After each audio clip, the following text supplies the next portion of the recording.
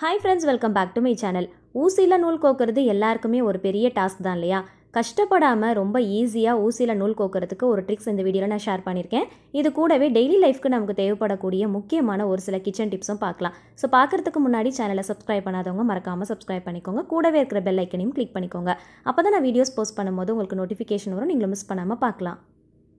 First tip என்னன்னு பார்க்கலாம். இதுக்காக நான் ஒரு சேஃப்டி பின் தான் எடுத்திருக்கேன். இதில் நெயில் கலரில் நெயில் பாலிஷை நான் அப்ளை பண்ணுற மாதிரியே அப்ளை பண்ணிக்கோங்க. சேஃப்டி பின் சில்வர் கலரில் இருக்கிறதுனால நெயில் கலரில் பாலிஷ் அப்ளை பண்ணோம் அப்படின்னா அப்ளை பண்ணியிருக்கிறது சுத்தமாக தெரியவே தெரியாது. வேறு ஏதாவது கலர் யூஸ் பண்ணோம் அப்படின்னா நல்லா தெரியும். ஸோ அதனால் முடிஞ்ச அளவுக்கு நெயில் கலர் பாலிஷ் அப்ளை பண்ணிக்கோங்க. ஒரு 10 நிமிஷம் விட்டுட்டிங்க அப்படின்னா நல்லா காஞ்சு போயிடும். நம்ம யூஸ் பண்ணுற அந்த சேஃப்டி பின்னுடைய அந்த ஹோலையும் சைட்லேயும் நல்லா அப்ளை பண்ணிக்கோங்க. அதாவது அந்த இடம் நல்லா ஃபில் ஆகிற அளவுக்கு அப்ளை பண்ணிக்கோங்க. இப்போ இதை எதுக்காக யூஸ் பண்ண போகிறோன்னு பார்த்தீங்கன்னா, நம்ம யூஸ் பண்ணுற ஷால்லாம் ரொம்ப மெல்லிஸாக ரொம்ப சாஃப்டாக இருக்குது அப்படின்னா இந்த மாதிரி சேஃப்டி பின்னை யூஸ் பண்ணி பின் பண்ணும்போது உள்ளே போய் மாட்டிக்கும் இல்லையா? ஸோ இந்த மாதிரி பண்ணிவிட்டு மாட்டினீங்க அப்படின்னா மாட்டாமல் இருக்கும். ட்ரை பண்ணி பாருங்கள். அடுத்த டிப் என்னன்னு பார்க்கலாம். ஒரு மணி சேவிங் டிப்ஸ் தான் பார்க்க போகிறோம். இந்த மாதிரி ரோல் டைப்பில் டிஷ்யூ பேப்பர்லாம் வாங்கி யூஸ் பண்ணுறீங்க அப்படின்னா இந்த ஒரு சின்ன டிப்பை ஃபாலோ பண்ணிக்கோங்க. இந்த மாதிரி ரோல் டைப்பில் நம்ம வாங்கி யூஸ் பண்ணும்போது மொத்தமாக யூஸ் பண்ணோம் அப்படின்னா சீக்கிரமாக காலியாகிற மாதிரி இருக்கும். இதை 2 ஹாஃபாக கட் பண்ணிவிட்டு நம்ம யூஸ் பண்ணோம் அப்படின்னா கொஞ்சம் நாளைக்கு வச்சு யூஸ் பண்ணுற மாதிரி இருக்கும். இது கூட ஒரு சின்ன மணி சேவிங் டிப்ஸ் தான். ரொம்பவே எக்கோ ஃப்ரெண்ட்லியாக இருக்கும். ட்ரை பண்ணி பாருங்கள். அடுத்த டிப் என்னன்னு பார்க்குறதுக்கு முன்னாடி குழந்தைங்களுக்கு பிடிச்ச மாதிரி ஒரு குட்டி ரெசிபி பார்த்துடலாம். பேனில் கொஞ்சமாக மஸ்டர்ட் ஆயில் சேர்த்துக்கோங்க. ஆயில் ஹீட் ஆனதும் மேஷ் பண்ண கார்லிக் இது கூட சேர்த்து நல்லா ஃப்ரை பண்ணிக்கோங்க. இது கூடவே ஒரு வெங்காயம் பச்சை மிளகாவை நறுக்கிட்டு சேர்த்துக்கோங்க. தேவையான அளவுக்கு உப்பு சேர்த்து நல்லா கோல்டன் ப்ரௌன் ஆகிற அளவுக்கு நல்லா வதக்கிக்கோங்க. இது கூடவே 2 தக்காளியை கட் பண்ணிட்டு சேர்த்துருக்கேன். இதையும் நல்லா வதக்கிக்கோங்க. தக்காளி புளிப்பாக இருந்தால் 1 சேர்த்துக்கோங்க. புளிப்பு இல்லை அப்படின்னா 2 கூட சேர்த்துக்கலாம். இது கூடவே மஞ்சள் தூள், கொஞ்சமாக காஷ்மீரி ரெட் சில்லி, நூடுல்ஸில் இருக்கிற அந்த மசாலாவை அப்படியே சேர்த்துக்கலாம். சேர்த்துட்டு நல்லா சாட்டே பண்ணிக்கோங்க. இப்போ தேவையான அளவுக்கு கொஞ்சமாக தண்ணி சேர்த்து நல்லா மிக்ஸ் பண்ணி கொதிக்க விடுங்க. இது நல்லா கொதிச்சு வரும்போது உப்பு காரெல்லாம் கரெக்டாக இருக்கான்னு செக் பண்ணி பாருங்கள். ஸோ கரெக்டாக இருந்துச்சு அப்படின்னா நூடுல்ஸை கட் பண்ணிவிட்டு இது கூட சேர்த்துக்கோங்க. சேர்த்துட்டு மூடி போட்டு ஒரு 10லேருந்து 15 நிமிஷத்துக்கு நல்லா ட்ரை ஆகிற அளவுக்கு குக் பண்ணிக்கோங்க. இது கூடவே கொஞ்சமாக கருவேப்பிலை இலைகளும் சேர்த்துக்கோங்க. நூடுல்ஸை வாட்டரில் போட்டு அப்படியே பாயில் பண்ணி கொடுக்குறத விட இந்த மாதிரி கொஞ்சம் மசாலாலாம் சேர்த்து செய்யும் போது டேஸ்ட் ரொம்ப அல்டிமேட்டாக இருக்கும். கண்டிப்பாக ட்ரை பண்ணி பாருங்கள். குட்டீஸ் கண்டிப்பாக என்ஜாய் பண்ணி சாப்பிடுவாங்க. தேவைப்பட்டால் இது கூட நீங்கள் சீஸ் கூட ஆட் பண்ணிக்கலாம். ஸோ நல்லா ட்ரை ஆனதும் எடுத்துகிட்டு சர்வ் பண்ணிக்கலாம். கடைசியாக கொஞ்சமாக நறுக்கின கொத்தமல்லி இலைகள் தூவிட்டு சர்வ் பண்ணிக்கோங்க. நூடுல்ஸ் கண்டிப்பாக அன்ஹெல்தி தான். என்னைக்காவது ஒரு நாள் செய்கிறீங்க அப்படின்னா அப்படியே பாயில் பண்ணுறதை விட இந்த மாதிரி கொஞ்சம் டிஃப்ரெண்ட்டாக செஞ்சீங்க அப்படின்னா டேஸ்ட்டாக இருக்கும். லஞ்ச் பாக்ஸ் கூட நீங்கள் இந்த மாதிரி பேக் பண்ணிக்கலாம். கண்டிப்பாக குட்டீஸ்க்கு ரொம்பவே பிடிக்கும். ட்ரை பண்ணி பாருங்கள். அடுத்த டிப் என்னன்னு பார்க்கலாம். இஞ்சி பூண்டு பேஸ்ட்டெல்லாம் ஏதாவது பாக்ஸில் போட்டு வைக்கிறோம் அப்படின்னா அதோடைய ராஸ்மெல் வந்துட்டே இருக்கும் இல்லையா? ஸோ எப்படி வாஷ் பண்ணலாம் அப்படிங்கிறத இந்த டிப்பில் நான் ஷேர் பண்ணியிருக்கேன். ஸோ பாருங்கள். நார்மல் வாட்டரில் ஃபஸ்ட்டு வாஷ் பண்ணிவிட்டு எடுத்துகிட்டு வந்துடலாம். லிக்விட்லாம் எதுவும் சேர்க்க தேவையில்லை. இது கூடவே ஒரு 1/4 மூடி அளவுக்கு வினிகரும் 1/4 டீஸ்பூன் அளவுக்கு சால்ட்டும் சேர்த்துக்கோங்க. இந்த பாக்ஸ் ஃபுல்லாகவே வாட்டரை ஃபில் பண்ணிக்கோங்க. ஃபில் பண்ணிவிட்டு ஒரு 1/2 அன் ஹவருக்கு அப்படியே மூடி போட்டு வச்சிடலாம்.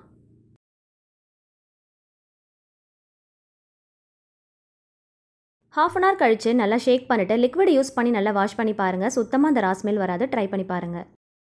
அடுத்த டிப் என்னன்னு பார்க்கலாம். ப்ரெட்லாம் வாங்குகிறோம் அப்படின்னா இந்த மாதிரி டேக் மாதிரி கிடைக்கும் இல்லையா? ஸோ அதை நிறைய விஷயத்துக்காக யூஸ் பண்ணலாம். ஆனால் இப்போ எதுக்காக யூஸ் பண்ண போகிறோம் அப்படிங்கிறத பார்க்கலாம். ஹேண்ட்பேக்கில் சார்ஜர் ஒயர்லாம் வச்சு எடுத்துகிட்டு போகிறோம் அப்படின்னா அப்படியே போட்டு வச்சோம் அப்படின்னா அது கலைஞ்சு போன மாதிரி இருக்கும். சம்டைம்ஸ் ஒயர்லாம் டேமேஜ் ஆன மாதிரி ஆகிடும். அந்த மாதிரி ஆகாமல் இருக்கிறதுக்கு இந்த மாதிரி டேகை இந்த மாதிரி டேக் பண்ணிவிட்டு ஹேண்ட்பேக்கில் வச்சோம் அப்படின்னா கலையாமல் இருக்கும். அதே மாதிரி சேஃபாகவும் வச்சு யூஸ் பண்ணிக்கலாம். ஸோ கண்டிப்பாக ட்ரை பண்ணி பாருங்கள். இந்த மாதிரி டேக்லாம் கிடச்சிச்சு அப்படின்னா எடுத்து ஸ்டோர் பண்ணி வச்சுக்கோங்க. நிறைய விஷயத்துக்காக யூஸ் பண்ணிக்கலாம். அப்கமிங் வீடியோஸில் 1 by 1 நான் ஷேர் பண்ணுறேன். அடுத்த டிப் என்னன்னு பார்க்கலாம். பேனில் கொஞ்சமாக கை பொறுக்கிற சூடு இருக்கிற அளவுக்கு வாட்டர் எடுத்துக்கோங்க. இப்போ இதில் என்ன பண்ண போகிறோன்னு பார்த்தீங்கன்னா, சிலிக்கான் டைப்பில் இருக்கிற ப்ரஷ்ஷோ இல்லை ஸ்பேச்சுலாவோ யூஸ் பண்ணுறீங்க அப்படின்னா இந்த மாதிரி தனித்தனியாக பிரிச்சுட்டு இந்த வாட்டரில் போட்டுக்கோங்க. இந்த மாதிரி சிலிக்கான் டைப்பில் இருக்கிற ப்ரஷ்ஷோ இல்லை ஸ்பேச்சுலாவோ நம்ம யூஸ் பண்ணுறோம் அப்படின்னா நம்ம யூஸ் பண்ணுற பட்டர், ஆயில், கீ இதெல்லாம் பார்த்திங்கன்னா உள்ளே போய் அப்படியே ஸ்டோர் ஆகிருக்கும். இதில் ஒரு 1/4 மூடி அளவுக்கு வினிகரும் 1/4 டீஸ்பூன் அளவுக்கு பேக்கிங் சோடாவும் சேர்த்துக்கலாம். இதை நல்லா மிக்ஸ் பண்ணிவிட்டு ஒரு 1/2 அன் ஹவருக்கு அப்படியே விட்டுட்டு அதுக்கப்புறமா லிக்விட் யூஸ் பண்ணி நல்லா வாஷ் பண்ணிக்கலாம். இந்த மாதிரி வாஷ் பண்ணும்போது நம்ம கண்ணுக்கே தெரியாத ஆயில் கரைகள் எல்லாமே நல்லா கரைஞ்சி வர ஆரம்பிக்கும். இந்த மாதிரி சிலிக்கான் டைப்லலாம் யூஸ் பண்ணுறீங்க அப்படின்னா கண்டிப்பாக வீக்லி ஒன்ஸ் வாஷ் பண்ணி வச்சுக்கோங்க. இதை நம்ம நார்மலாக வாஷ் பண்ணிவிட்டு அப்படியே யூஸ் பண்ணோம் அப்படின்னா அது எல்லாமே நம்ம வயிற்றுக்குள்ளே தான் போகும். ஸோ அது நல்லதே கிடையாது. ஸோ அதனால் வீக்லி ஒன்ஸ் கண்டிப்பாக இந்த மாதிரி ப்ராப்பராக வாஷ் பண்ணிக்கோங்க. இது கூடவே குக்கருடைய விசிலையும் சேர்த்தே போட்டு வாஷ் பண்ணிக்கலாம். வாஷ் பண்ணுறதுக்கு முன்னாடி இதில் ஒரு விதமான பிசுபிசுப்பு தன்மை இருந்துச்சு. ஆனால் இப்போ பார்த்தீங்கன்னா நல்லா க்ளீனாக இருக்குது. ஸோ இந்த மாதிரி வீக்லி ஒன்ஸ் ப்ராப்பராக வாஷ் பண்ணிவிட்டு யூஸ் பண்ணுங்கள். நம்ம எந்த ஒரு பொருள் வாங்கினாலும் ப்ராப்பராக வாஷ் பண்ணி யூஸ் பண்ணோம் அப்படின்னா ரொம்ப நாளைக்கு வச்சு யூஸ் பண்ணிக்கலாம். இதுக்கப்புறமா இதில் ஃபிட் பண்ணிவிட்டு யூஸ் பண்ண ஆரம்பிச்சிடலாம். ட்ரை பண்ணி பாருங்கள். அடுத்த டிப் என்னன்னு பார்க்கலாம். சின்னவங்கலேருந்து பெரியவங்க வரைக்கும் ஊசியில் நூல் கோக்கிறது ஒரு பெரிய டாஸ்க்கு தான். ஸோ கஷ்டப்படாமல் ரொம்ப ஈஸியாக நூல் கோக்கிறதுக்கு ஒரு சின்ன ட்ரிக் இந்த வீடியோவில் நான் ஷேர் பண்ணியிருக்கேன். ஸோ வீடியோவை ஸ்கிப் பண்ணாமல் பாருங்கள். இந்த மாதிரி குட்டியாக ஒரு பேப்பர் எடுத்துக்கோங்க. சின்ன சைஸில் சும்மா கட் பண்ணி எடுத்துக்கோங்க. ரஃப் பேப்பரோ இல்லைனா நியூஸ் பேப்பரோ எதுனாலும் பரவாயில்ல. இந்த மாதிரி கட் பண்ணி எடுத்துகிட்டு இந்த மாதிரி ரெண்டாக மடிச்சுக்கோங்க. நான் மடிக்கிற மாதிரியே. இப்போ இதோடைய சென்டரில் இந்த நூலை வச்சிடலாம். இப்போ நான் வைக்கிற மாதிரியே நூலை கரெக்டாக சென்டரில் வச்சுக்கோங்க. நூலுடைய எட்ஜு வந்து பார்த்திங்கன்னா அந்த பேப்பருடைய கார்னரில் இருக்கணும். ஸோ அந்த மாதிரி நல்ல சென்டரில் கரெக்டாக வச்சுக்கோங்க. நம்ம மடித்தோம் இல்லையா, ஸோ அந்த மடிப்பில் கரெக்டாக அந்த நூல் இருக்கணும். அந்த மாதிரி கரெக்டாக வச்சுக்கோங்க. அப்போ தான் நமக்கு ரொம்ப ஈஸியாக நூல் கோக்க முடியும்.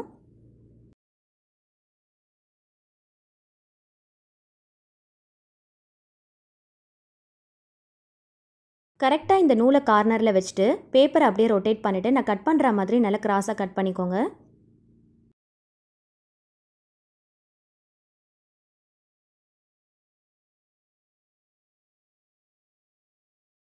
கரெக்டாக நல்ல கிராஸாக கட் பண்ணிக்கோங்க. இதோட எட்ஜு பார்த்திங்கன்னா நல்ல ஷார்ப்பாக இருக்கணும். அந்த மாதிரி கட் பண்ணிக்கோங்க. இப்போது ஊசிக்குள்ளே இந்த பேப்பரை அப்படியே விட்டுடலாம். விடும் போதே பாருங்கள் அந்த நூலும் வந்து வெளியில் அந்த கார்னரில் அப்படியே தெரியும். இந்த மாதிரி விட்டுட்டு இந்த பக்கம் பிடிச்சி அப்படியே இழுத்தோம் அப்படின்னா ரொம்ப ஈஸியாக வந்து நூல் வெளியில் வந்துடும். ஸோ ரொம்ப ஈஸியாக இருக்கும். கண்டிப்பாக ட்ரை பண்ணி பாருங்கள். சின்ன துண்டு பேப்பர் இருந்தால் போதும், ரொம்ப ஈஸியாக நூலை கோத்துடலாம். உங்கள் வீட்டில் பெரியவங்களாக இருந்தாங்க அப்படின்னா கண்டிப்பாக சொல்லிக் கொடுங்க. அவங்களுக்கு ரொம்பவே யூஸ்ஃபுல்லாக இருக்கும். கஷ்டப்படாமல் ஈஸியாக நூல் கோக்க இந்த ஒரு சின்ன ட்ரிக்கை தெரிஞ்சுக்கோங்க. ரொம்பவே யூஸ்ஃபுல்லாக இருக்கும். எவ்வளோ சின்ன ஊசியாக இருந்தாலும் ஈஸியாக நூல் கோத்துடலாம். கண்டிப்பாக ட்ரை பண்ணி பாருங்கள்.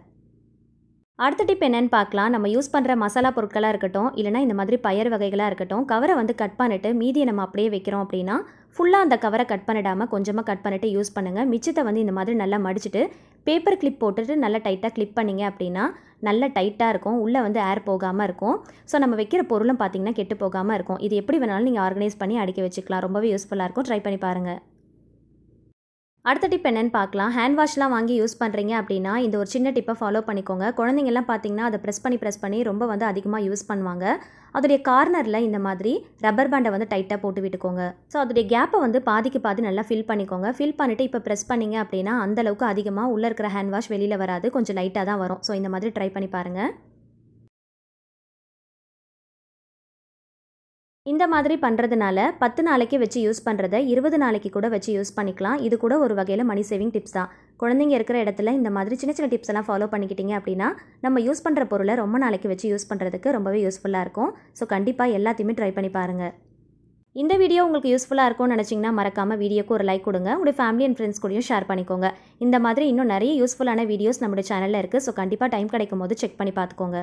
இந்த வீடியோவில் எந்த டிப் உங்களுக்கு பிடிச்சிருந்துச்சுன்னு மறக்காமல் கமெண்ட்டில் சொல்லுங்கள். இந்த மாதிரி இன்னும் யூஸ்ஃபுல்லான இன்ட்ரெஸ்டிங்கான டிப்ஸ் அண்ட் ட்ரிக்ஸ் தெரிஞ்சுக்க நம்முடைய சேனலை மறக்காமல் சப்ஸ்கிரைப் பண்ணிட்டு தொடர்ந்து சப்போர்ட் பண்ணுங்கள். Thank you so much. கீப் வாட்சிங்.